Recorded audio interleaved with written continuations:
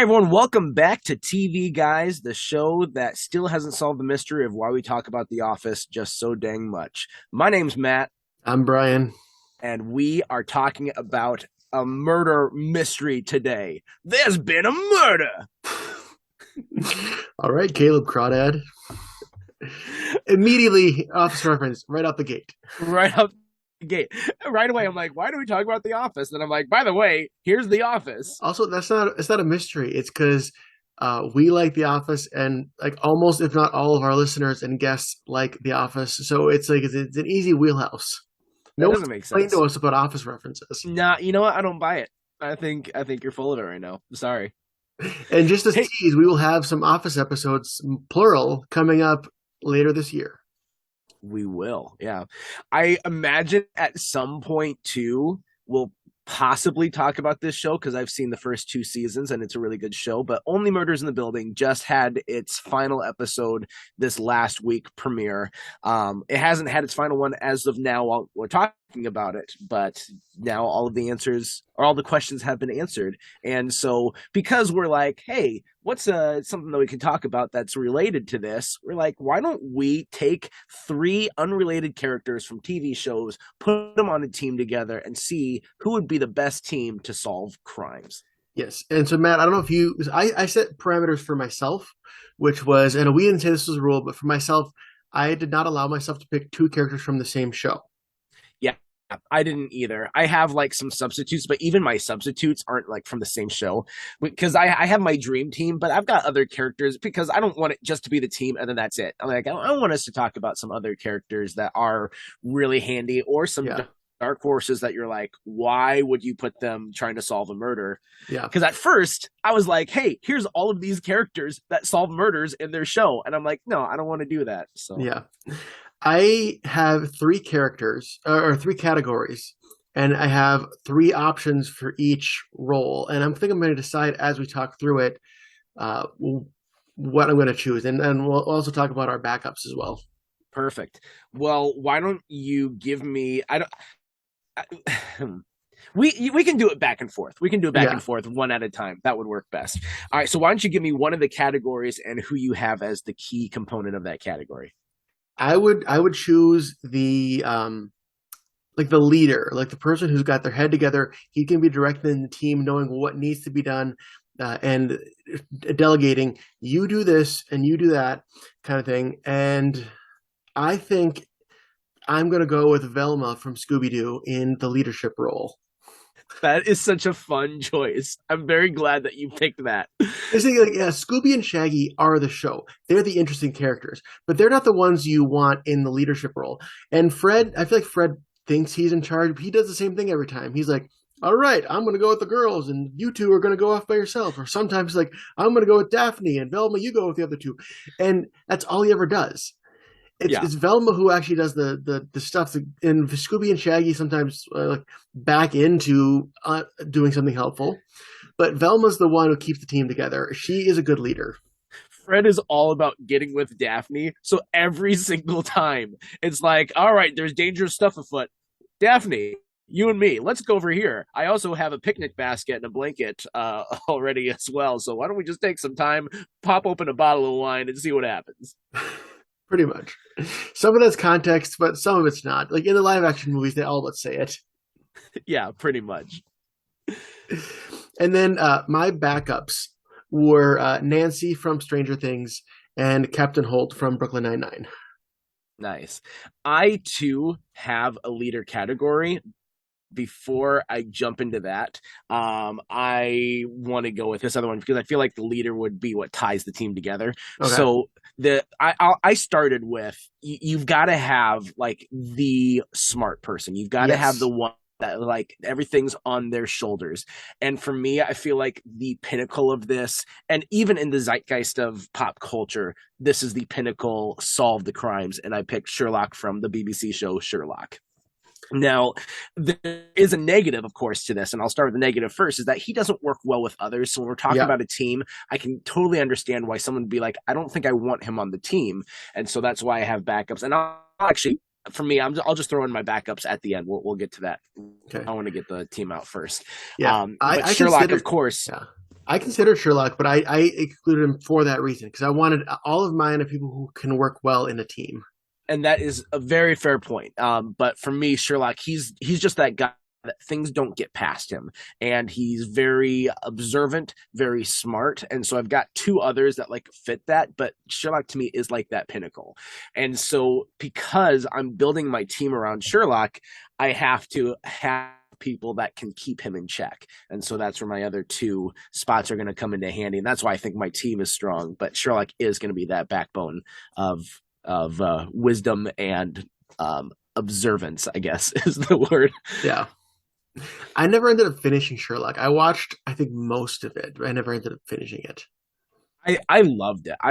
It was really well done. And it's one of those shows too. It's like BBC. They're like, we're going to put out 2 episodes per season of our shows. I don't understand how BBC does seasons. I look at like the Doctor Who seasons. I'm like, there's only this many shows. What are you talking about?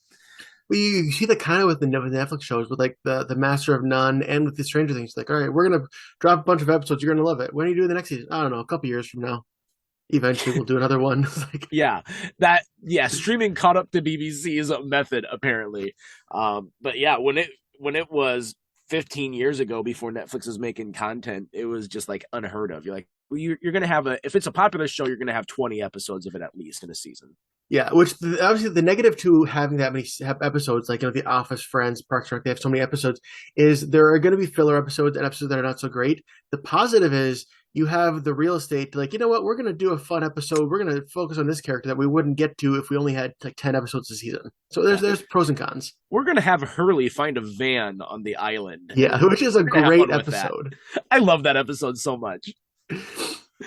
I watch. So there's a Down the Hatch was the Lost Rewatch podcast. They were they're going through every episode once a week for 2 years, and then they decided to do like their scores that they did at the end of episode, and they did like their ranking from worst to best in like 4 episodes an episode of like for more months, and they finally got to their number one, and I was so happy because my number one was their number one, which was Through the Looking Glass season 3 finale. So like I feel like I have more credentials. That is the greatest episode of Lost. That is a very good episode. I'd have to sit down and think about it before I would commit to number one, but that is a top tier episode. All right, so far my team consists of Velma. Your team consists of Sherlock. Sure, there it is. I had the same kind of thing. I had the same like brains of the operation, which Velma could have gone into that category. These are the ones who, like I said, they're going to be the ones who don't need the credit. They're just going to sit back, kind of almost like the tech nerds kind of thing, where they're going to be so useful and so smart. I'm going to go with Chloe O'Brien from 24. Okay. Which she ended up being like the only person other than Jack who you knew wasn't going to die. And she is like Jack's by the end, she is Jack's right-hand man. Like she is the one who gets it. Like, hey, Jack's right. Let's just all ignore whatever else, because if someone's telling us not to listen to Jack, they're probably the bad guy. She got that when like us as the audience knew that all along, and it made her such a trusted companion, and she got him out of so many jams, and he always knew that no matter what was going on, no matter if the president was saying, hey, arrest Jack, that Chloe was still going to be on his side. So she got the loyalty and the intelligence. Like she can hack into anything.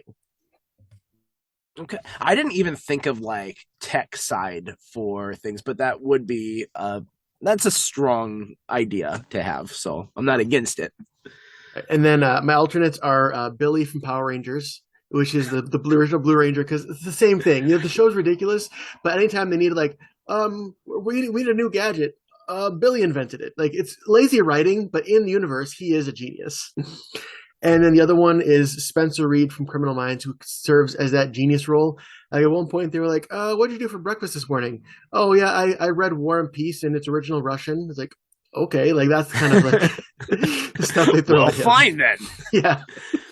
See, now if it's me, I like to find cheat codes. I like to find like OP sort of characters. So like if we're talking about tech know-how, I would submit someone like Cyborg from Teen Titans, who has like superhero ability to hack into stuff.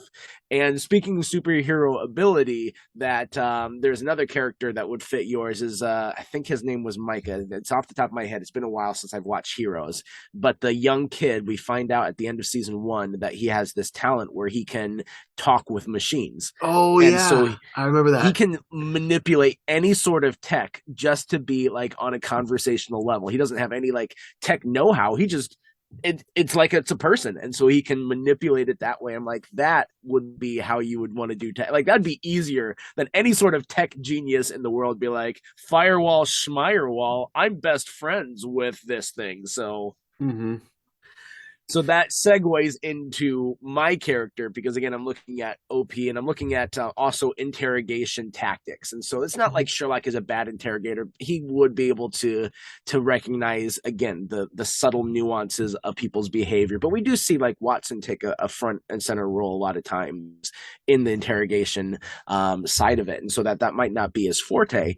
And so I think to help him out, going back to Heroes, I went with Matt Parker, who's able to read minds. Hmm. He also was a police officer at the very beginning of the series, so he Yep. is used to being in this sort of team setting, used to solving crimes. He doesn't have a weak stomach for it because he's seen a lot of stuff, Hmm. and so to have the ability to read minds, to also be able to even like read minds on his own team and see kind of what Sherlock is thinking, or when he's going down maybe a path that he Yeah. shouldn't go down, and being able to be proactive about that sort of thing. And so I think he'd be an MVP of the team.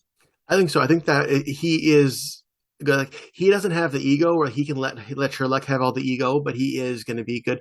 I haven't watched Heroes in a long time, but I do remember like the main players, like and Matt Parker being one of the main players. Yeah, he also in the second season begins to be able to control minds too.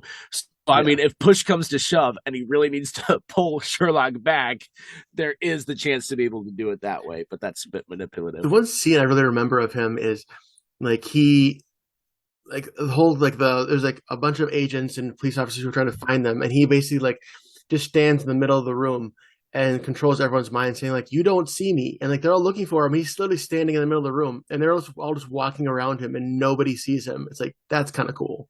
Yeah. There you go. And he would really come in handy as well because you also don't know what danger you're going to bump into when you're solving crimes. If you have someone who's Yeah. really trying to cover their tracks or Mhm. someone that's very well connected in covering their tracks, he'd be able to sniff that out a little better. Yeah, we ended up with like the kind of the same category. So my category is that middle person where they can sometimes be smart. They can know what they're doing, and they can have some leadership capabilities. But these are the ones where, like I said, they're going to be the ones to maybe go on a chase with people, or kind of like be charismatic and know how to like talk to people, and just kind of that role. And it was, I already have a girl squad here with Velma and Chloe. So who would be a good one in the middle? Uh, okay, you know what? I'm going to go with someone.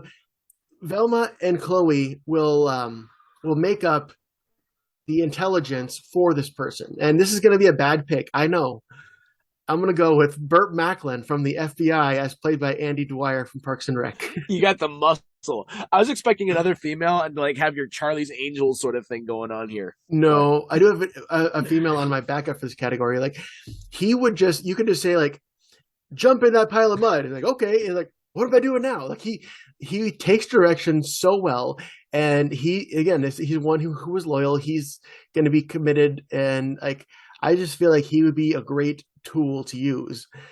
And as the face Love of the that you operation, don't even call him Andy Dwyer. You call him Burt Macklin. You don't want Andy. You want Burt. but he would call himself Burt He Macklin. would. My alternate is probably one that would be a better choice, which would be Jake Peralta from Brooklyn Nine-Nine. A little more intelligence, but I mean any intelligence. And then Well, Jake also, can actually solve crimes. He actually is a good detective. Yeah, he is. He is. Another one who is good at solving crimes, although, I mean, we've only seen her do easy crimes, but how about Dora the Explorer? Can you find the murder weapon? You, Can you just imagine, like, your husband's been murdered, and you're just like crying, and all of a sudden, this dream team of Velma, Chloe, and Dora walks to the door and be like, "It's all right, ma'am. We've got this. We can help you with your murder." You'd be like, "I don't trust this at all." Imagine Velma is on the ground looking for her glasses like she always does, and Dora's like, "Can you find the glasses?" I've also, I think, seen too many like parodies of Dora or like creepy pastas of Dora sort of Yeah. thing to be like she'd maliciously destroy the team from the inside out because she just like that's she gets off on I, chaos and destruction. I probably should have picked Jake, but I already said it. It's too late. So my team is Velma, Chloe, and Andy Dwyer as Burt Macklin. Well, I think that's gonna be really easy to beat because you've already said my leader, and I think Captain Raymond Holt is a fantastic choice Mhm. for being able to hold this team together because Holt, he does have to deal with a child in the form of Jake Peralta, and we've seen how he's able to interact with him. But again, as I said, Peralta is an actually good detective, and Yeah. so he can recognize the times that Peralta has a good idea, even if the way he goes about it is bad. And so that's where I think he'd be able to hold Sherlock in check pretty well, and also at the same time respect enough that of understanding, like, okay, this is the best way that we can do, even if the way that we're doing it is not the best approach. I think there could be some clashes between Holt and Sherlock because even though Jake is a bit of a rebel and a bit of like I'm going to do things my own way, he still always respected Holt as the one in charge. I could see Sherlock just dismissing Raymond Holt and being like, "Well, no, I'm smarter than you, so we're going to do things my way," like not giving any inch. And I don't know how well Captain Holt would do with not having any respect, but I do think they could work together. They'd have to find their own first before they could solve the crime. They'd have to like come to an agreement on their own team dynamics, and then they could solve crime. There would absolutely be butt heads. I fully agree with that. I do like with Holt though that how I don't know if he's so much stubborn as much as he is self-confident, and so very self-confident in his positions, and so he wouldn't be walked all over by Sherlock. You definitely need someone on that team because Matt could be walked all over by Sherlock. He's not that Yeah. confident in himself. And who was your So, third person? Who was your genius again? Sherlock. No, you. Oh, sorry, Sherlock. Who was your first pick? You had. Or So you, it's Sherlock, Matt, and Holt. Sherlock, Matt, and Holt. So you got the guys. I got the girl squad with Velma and Chloe and Andy. Andy's part of the girl squad. All right. I think he'd be cool with that. Yeah, I think he'd be. I mean, in a way, like there are such powerful women in Parks and Rec, and so Yeah. even though there are plenty of powerful guys in that as well, there is a lot of girl squad energy that exudes from the Parks department, and he fits in really well with it. Yeah, there really aren't any like macho. I have to be the man. I don't respect women kind of guys in Parks and Rec. I mean, even Ron, who is the closest to that, he is very much like I am the way I am, but he also very much respects strong women as well. So I mean that's a very good show for equality, I think. Absolutely, I think it does a great job of showing different types of strength in both women and men because you do Yeah. have a bit of the man's man with either Ron or Mark when he was still there. And Mhm. Mark had a little bit of that. I don't respect women as much as some of the other guys on the show, but he also wasn't aggressively against women either. No. You Jam, Jam was, Yeah, but he's out of like the main group of characters, he like is no Jam protagonist. Jam was the villain. That's like saying, I think the villain of this movie, I don't think he's such a good role model. Like, yeah, he's not supposed to be. It's like people who weren't allowed to watch Rugrats because Angelica is rude. It's like, yeah, she's the villain of the series. Like, But I do like where you got to see like power in forms of people that are very in your face and out there and like very self assured versus like the strength of those who aren't as self assured and aren't as extroverted, but they still are strong characters. I think in any kind of if you're whether I mean obviously in real life you just want them to solve the murder, but if you're watching a show, the forensic police work, those shows there's like a million of them out there. They Yeah. can get really repetitive because it's very episodic. It's like, all right, there's a crime, we'll solve the crime, a show over. But the better ones, the ones that stand the test of time, are the ones that actually build a team. And it's like they can have their own personal team dynamics that they're working out while they're solving the murders and doing all that. That's why Criminal Minds is really strong. That's why some of these shows are last better than others, and why like people have their favorite CSI, even though functionally they're all the same. But it's like, do you want to watch Gil Grissom or David Caruso? Like, it's different flavors. David Caruso every day. Yes. just for the on and off of the sunglasses. Like, I live for that. Mm-hmm. Oh my gosh, his sunglass moments are so much fun. So some of my backups that I had here, I had more backups. Yeah. I had more backups for Sherlock than I had for the other characters because like I started with that side of it, because you got to have someone who is like the bulk of the solving is on their shoulders. Yeah. And so I mean, obviously when you're talking about Sherlock, you also talk about the knockoff Sherlock, that character. It was based on Sherlock, but House from Dr. House, MD. The benefit of him would be having the medical know-how that Sherlock has a little bit of that. He knows some medicinal stuff, but there is a lot of biology that goes into solving crimes, especially murders, and being able to recognize things, not to mention the fact that House is a really good problem solver. He is also very observant, and we see him being observant a number of times throughout the show and how he uses that to a negative side. But I feel like he's even worse of a team player than Sherlock is, if that's possible. Yeah, he has to have all the ego on himself. Someone who's a little bit more of a team player, but not by much, is Sean Spencer from Psych. Also very observant. Yeah. That's another thing. It's like almost like a superpower how observant he is. And so you got those guys. And then you've got more who would be able to function better on a team. Probably Adrian Monk from Monk. We don't ever really talk about that show, but a lot of people I know love it. And so Tony Shalhoub is absolutely fantastic. But Adrian Monk, very smart guy, good pedigree of solving cases. He would just, have his own neurosis that he'd have to overcome. But I think Holt would be very, because I feel like Holt has similar versions of that neurosis of like avoiding germs and just being overly healthy and stuff like that. Mm-hmm. The only complaint I had with Holt as a character, this is just me nitpicking continuity. It's like his like stuck upness and his like, I don't do anything foolish ever. It seems like it comes and goes, or like gets amped up when it needs to for the story. And then sometimes if he's not the center of the story, he can be somewhat more normal. He's not going to be the one doing backflips and in all the silly games, but it's like he can be really amped up in how strict he is when it calls for it instead of being consistent. Yeah. And I chalk up that consistency in my head canon of like being influenced by the 9-9 because of how ridiculous they are. Because in the first season, he was a lot less that way. But you do see a lot more give and take as the seasons go on, which part of it is just the convenience of the plot, how they want that episode to go. Yeah. Speaking of leaders, a substitute that I had would be Jean-Luc Picard from Star Trek Next Generation. He's a very good problem solver, and you definitely need that for a leader. I mean, he has argued with omnipotent.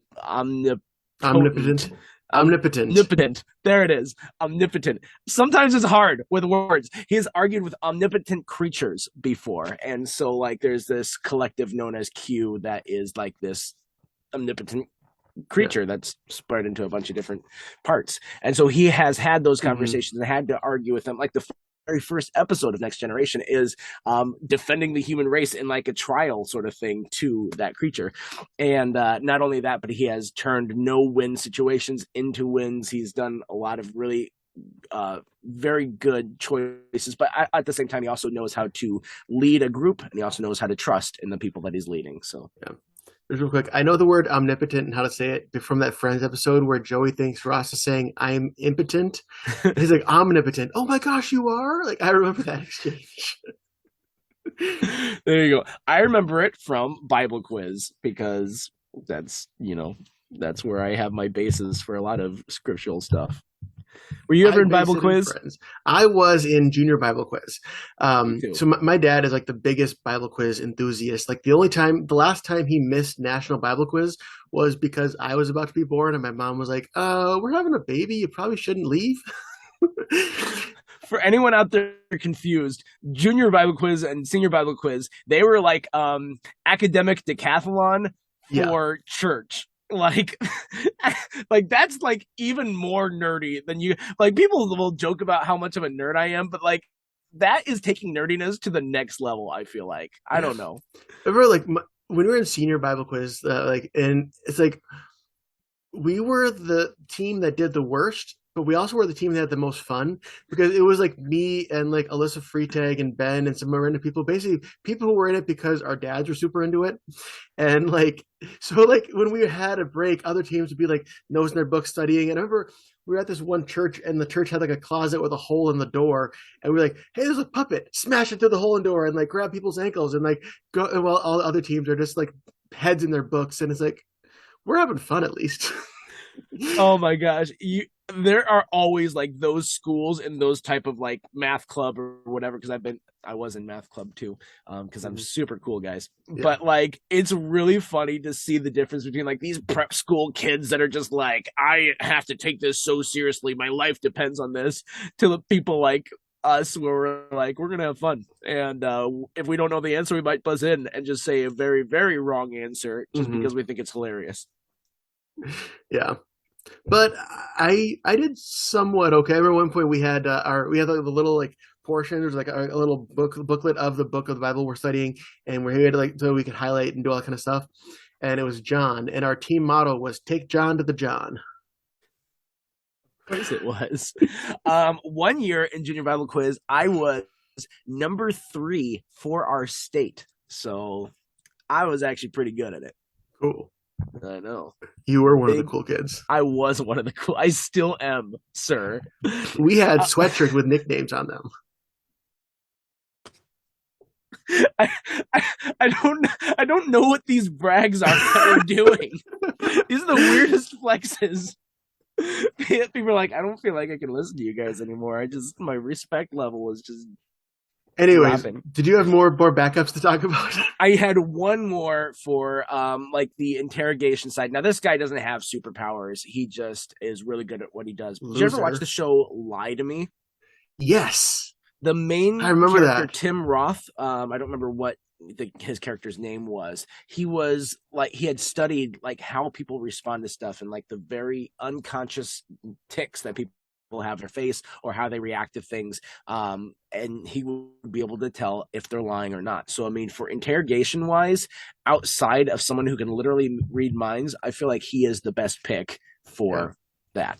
Which there was a period of time when Matt, you were not fun to play Mafia with because you would like sit there and like stare at everybody as they look at their cards. You're like, oh, their eyes dilated when they looked at the card. They're the Mafia, and like you were right, and it just like made it like not fun. Do you remember that? I do remember that because I'm really good at that. I still am. I'm so great. I know these things. Mm-hmm. Oh, you looked to the left. You glanced to the left when I asked you this question. So, I mean, it got to the point where like if I got like just to throw you off, if I wasn't the Mafia, I would try to make it look like I was excited when I looked at my cards just to throw you off. Did that ever work? I don't know. I was like, you know what? He's gonna think I'm Mafia when I'm not, which is like not what I should be wanting. There are a few times when I would like accuse Paul, for instance, and then he wouldn't be Mafia, but he would just have such a big reaction to even being accused. The audacity that I had to accuse him that I would be like, I know he's not, but I'm gonna get him voted out anyway. The one I think was putting on a full-on performance, and it worked at the time, was you remember Jason? He was Mafia, and it was like everyone thought that he was going to be killed, and he's even before the narrator said, "Oh, this person killed." He like got up and like, "I'm just gonna grab a snack. I know it's me. I'm dead. You can," and then they're like, "No, you're not dead." He like had this what? I'm still alive, and the whole thing like faking like he was incredulous that he didn't get killed by the Mafia when he was the Mafia. And the Oscar goes to yeah. That's so funny. Yeah, I mean that's the way you got it. You got to play it when you know that you tend to be like a night one target, and for you to survive is suspicious. You got to play it off like, "Wow, I can't believe this." Mm-hmm. It's really funny. Do we have anything on topic to talk about? Or I don't think so. It's good to reminisce. It's a lot of fun. hey, if anyone's listening to this, you should, by still listening to this, I'm going to read.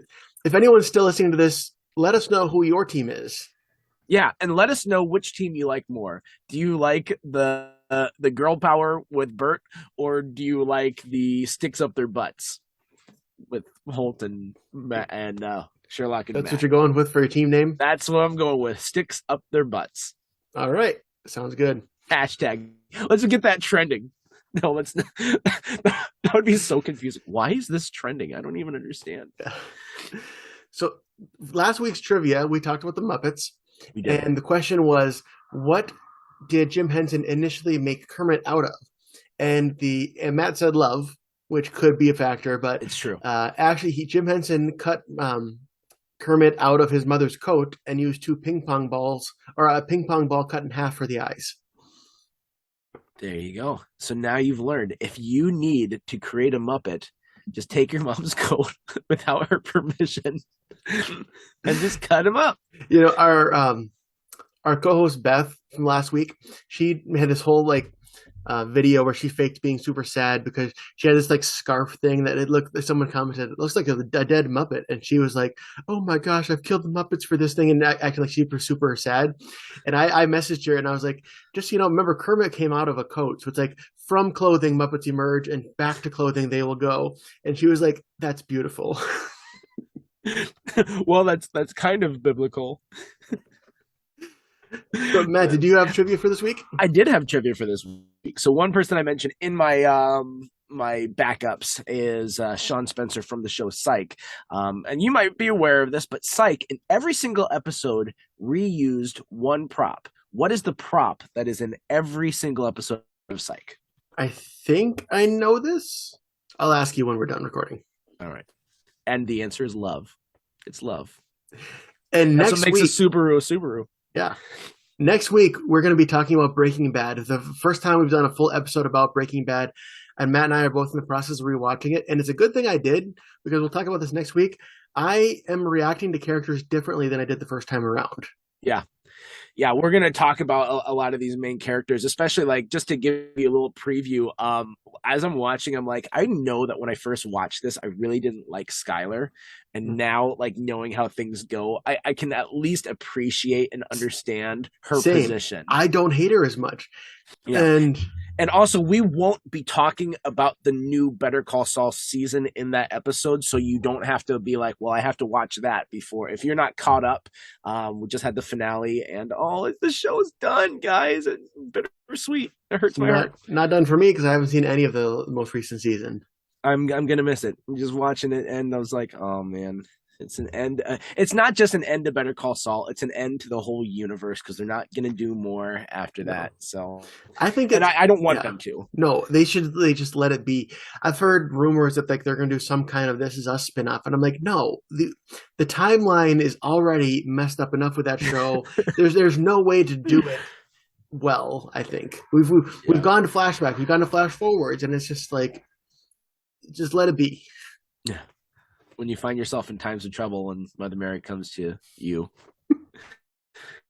I put that in the second person instead, and that didn't work for rhyming wise. Well, anyway, make sure you check out that episode, because Breaking Bad is such a top tier show, and we haven't had a whole episode about it yet. So we are rectifying that next week. Maybe that's what the mystery was. Why haven't we had a whole episode about Breaking Bad? Maybe we're still trying to figure out that mystery. True. Well, until next time, again, let us know what you think about those teams. Let us know what are some episodes we should do. Let us know if you're like, hey, I've been listening for a long time, and I really would love to even be a part of this. And we can maybe see if we can throw you on an episode in the future. So you better be great and awesome about talking. You better do that talking thing done good. So until next time, I'm Matt. I'm Brian. And we're reminding you to stay tuned and keep watching.